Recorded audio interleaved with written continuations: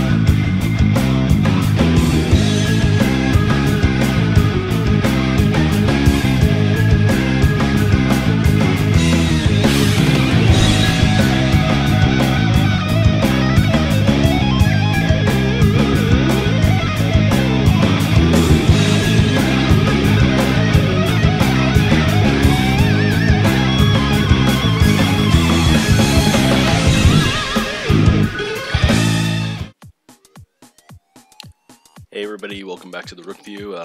It's been a while, just been a little bit busy with start of school and everything. It's been kind of rough, but been doing a lot of Twitch streaming. I'll get to that near the end, but wanted to perhaps discuss Lounge today. I wasn't actually planning on making this video, but I felt more wanting to make it over time, because it's been something that I've been playing the last month or so, and people have been asking for like some advice on it. I've been streaming and that kind of stuff. So today I'm going to talk about it, the FFA mindset, and what I'm doing with Twitch at the end. So to start, I'm really surprised that Lounge is even still around. Like, it got started like early in the summer, and it's got to be the longest lasting 8 Lounge we've ever had. Usually they've died like from a month to like a month and a half after, and I thought it was going to be the same for this one, but it's kept trucking along, and I think it's actually picked up activity recently, which is kind of cool. So I want to emphasize, I guess, that even if this does die down eventually, that we shouldn't abandon the rankings and start over like we've done in the past, because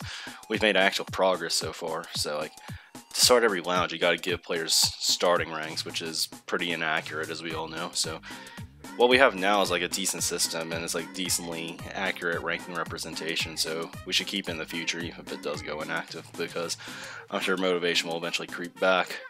If you're someone who doesn't know about the Lounge, it's pretty much just a Discord server where pickup games are played, and I'll have the link in the description if you're interested, of course, in getting involved in that. You'll probably start in bronze if you haven't heard about the Lounge, but you can always make your way up if you're underseeded, so take on the challenge. I highly encourage it. So why do I like the Lounge? So it's more solo, it's super different than teams, and while I like teams more, it's a nice break and coordination. It's like a break from like coordinating stuff and miking, right? It feels like a more natural approach to playing the game, yet it's still at a pretty high and competitive level. So like in Wars, I'm really focused on stuff like delivering hits, pack control, miking, where in like free-for-all, I can act differently and focus more on myself than anything. And I feel like many players play Wars like FFAs to begin with, and I used to do that back in my earlier days when HD was still pretty scrubby, but it was also because we played without voice chat. And the point is that the points don't matter in team formats in the grand scheme of things, so to point you in the right direction, save the FFA playstyle for FFAs. But this is what I love about free-for-all, like actually being able to justify selfish play to myself, and to actually be able to care about my points. Like, this alone gives me a lot to love about solo events, just because I get to focus on myself for once, and it's something I rarely even do like outside of these formats. So it's kind of refreshing in a way to just play the game like how it's actually meant to be played, as weird as it sounds. There's a downside to it, of course. Solo events have more varied RNG, I would say. I don't think that's a terrible thing. Like, it can be a frustrating thing for really good players, but it makes winning even harder and more interesting, because there's more likely to be a new champion for every event. And this is generally why the community has played the communities prefer to play teams, because they have less RNG. But because of this, we're used to playing the game through the eyes of someone who is playing a 6v6, even if we are playing an FFA. But because when you play solo, how you should approach each match becomes different than Wars, and I think a lot of people don't really notice this in Lounge. You have nobody in the room who has your back a lot of the time. So, like, obviously people know, like, oh, don't hit teammates. Well, duh, that's like the only big change, right? But it's wrong. like, oh yeah, I guess I can trail more. Like, is that the big change? No, it's really not. Just how you approach every situation changes. And I know solo events can feel bullshit, but in reality, it just takes a lot of different approaches to win. So runners don't score as well as they otherwise would, for example. Like, this should be obvious because they'll be potentially vulnerable to reds at all times instead of like some of the time. On the other hand, it's like safer to run in an FFA. I guess it's safer to run in the FFA if like the other team in a war has 2 through 5, but generally, like, running in an FFA is like a lot more risky than it is in a match, because in a match you can have teammates backing you up behind you. So one thing that makes people upset, I guess, about FFA is that front running is a heavily nerfed option, but it's still a good option. I would say it's still worth it to try to go for front runs, because if I'm being honest, even in FFA, it is the most reliable way to win. Perhaps it's not the easiest way to win, but it is the most reliable way in my opinion. And I don't have actual data to support this claim, but I can't say that my experience has led me to believe that in most scenarios, the person leading the end of lap 1 generally does have highest odds of winning, especially if there's like any form of a breakaway. So what you have to understand, though, as a runner, is odds are still probably against you to actually have nothing stupid happen to you. So like, take a pie chart with like 5 options, or maybe a pie chart of the popular vote in the 2016 election, for example. The winning selection did not receive a majority of over 50%, but it did get the most votes. So like, regarding front running, it's like, I think it's the approach that's most likely going to net you a win, but at the same time, it's very possible the odds are actually against you, or greater than 50% that something happens to prevent you from winning in the front running scenario. So what I'm saying is there's more than 2 solutions to the puzzle. So like mentioned above, playing free-for-all or even 2v2, way different. It's obvious that you can much more safely trail items in this mode, but at the same time you can hold items, strategize, or sandbag for yourself even more safely than in matches. It's like, take the example, you're playing in a free-for-all, let's say you're in 4th and you have like 2 coins, it's end of lap 1. In free-for-all, you may think about slowing down to get coins or better items, even if it means you lose some time on the front, because you're preparing for the end of the race. So in a war scenario, you may be needed to maintain this spot, because perhaps you have a teammate who is in 1st, and the other team is 2-3. So you're more needed to remain in a bad scenario for yourself here, because if you aren't throwing anything ahead at 3rd, it's entirely possible that they just team up to red your teammate out 1st. And essentially, team format can definitely be impactful on your decision making in this regard. So, and you know, this game is the game of decision making at the end of the day. So another thing is, like, we know 8U starting in 1st on like tracks was like much more meaningful in this game, a lot because of how much more common catch-up strategy is in this game, or just the fact that you can pull streams like pretty early behind 1st in this game now. So a lot of people still carry over this belief from the 8 era, or the 8U era I should say, that tracks matter a lot for 1st place and in the back, and it's really not that true anymore. So like I said in a former video, you should learn tracks that you can both front run and catch up on, and just are generally good at for free-for-all. It's not just all about front running anymore. And I guess like in teams, like picking tracks for 1st can be more helpful, because you have to displace a lot of people. But in FFA, like, if you just like pick tracks for 1st, like, it's probably not even going to help you that much unless you have like a direct plan on how to keep it, like, with items factored in. So perhaps develop some strategies for getting to the front on tracks when you're not starting in 1st. Like, I personally pick TikTok Clock in 3rd through 5th, because I usually can pull a shroom close behind 1st on the 1st set and do the double trick, use the shroom, and it sets up a front run a lot. So most people only pick it for 1st. I think people are missing out on opportunities to find out strategies such as this. It actually has a pretty high success rate, I've noticed, and I think it's good because TikTok is one of the most front-runnable tracks in the whole game because of the lack of off-road and lots of places to mess up that you can focus more on 1st than mid-pack. So I want to talk about 2v2 and 3-on-3 also. I know the intro to this video took what we see as an unfortunate scenario, and I did this for a reason.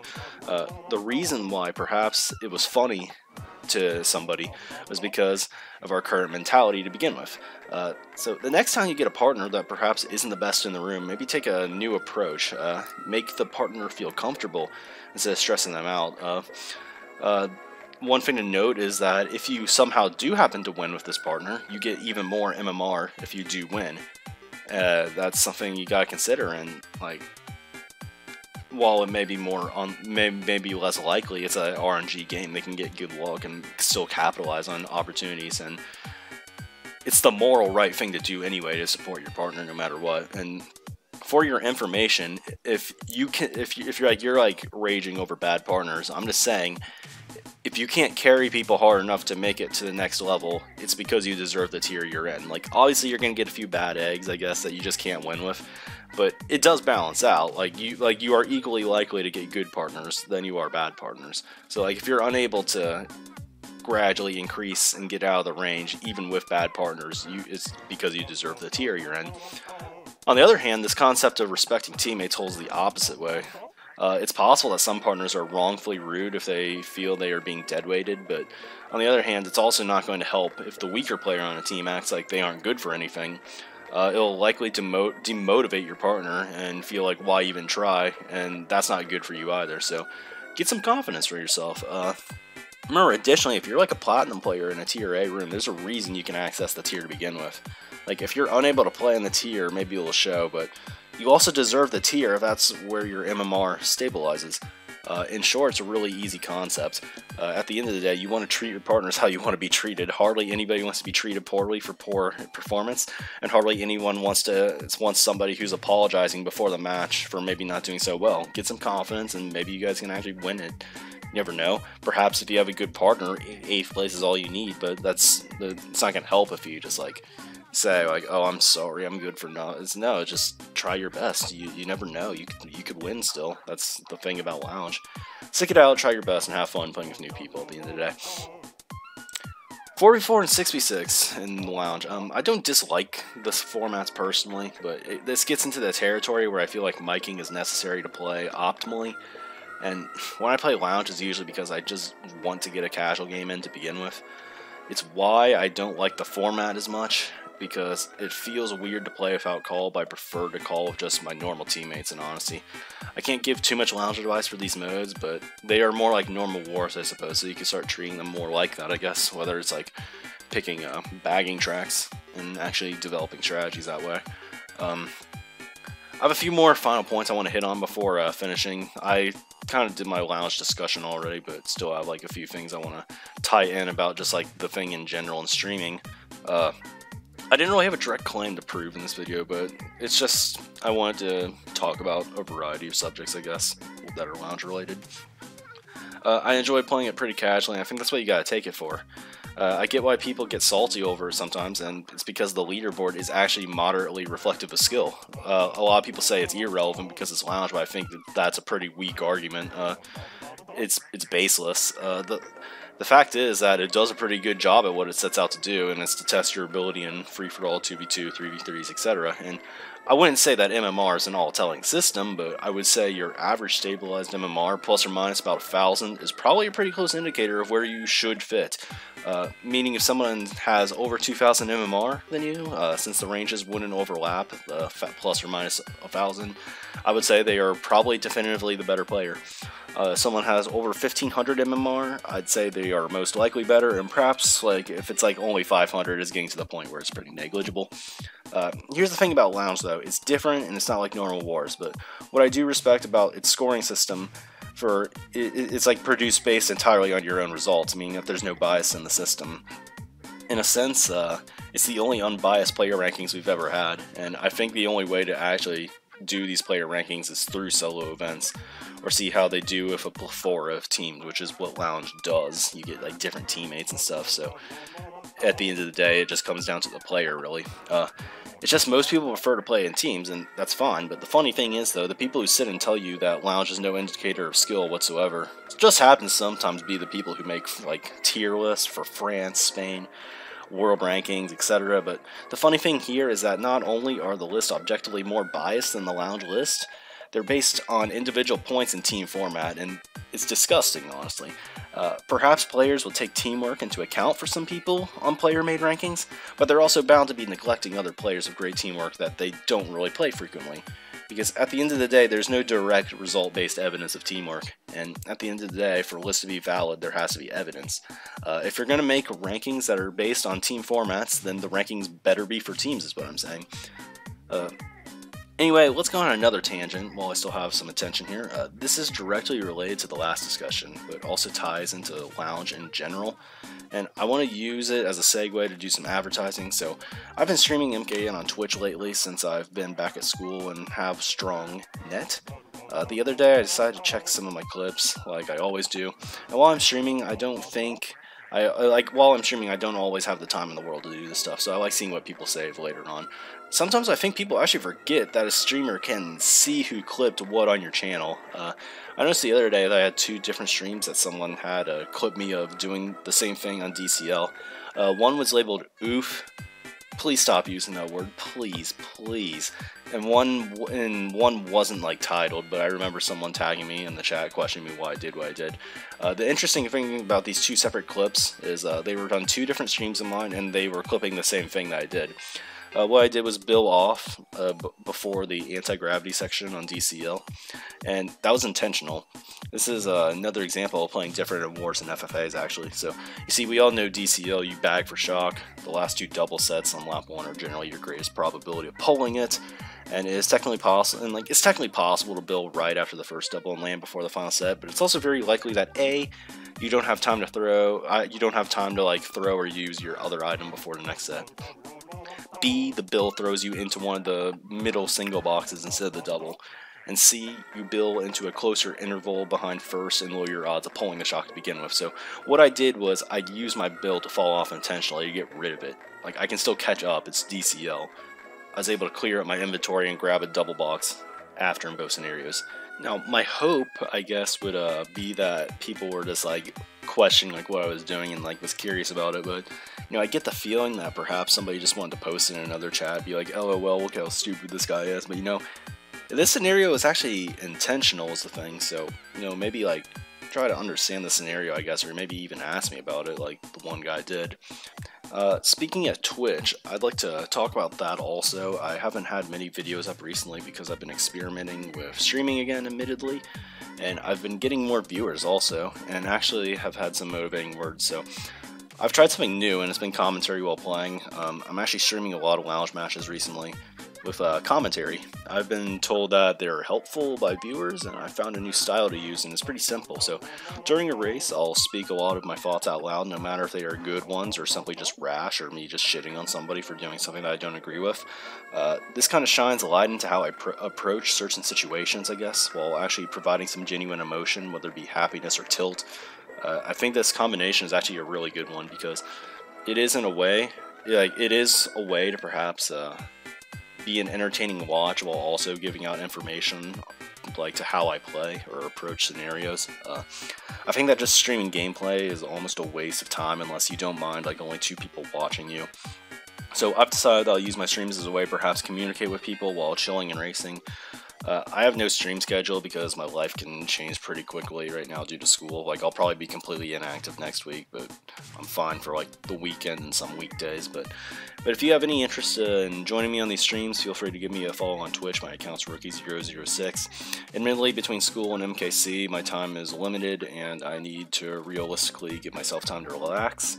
And I don't mean to be this way, but responding to DMs on Discord is almost job-like at this point, and I have tons of stuff that I have to get done, people that need helping, and I admit that I don't generally feel up to having conversations with people in Discord that aren't in my main friend group a lot, I suppose.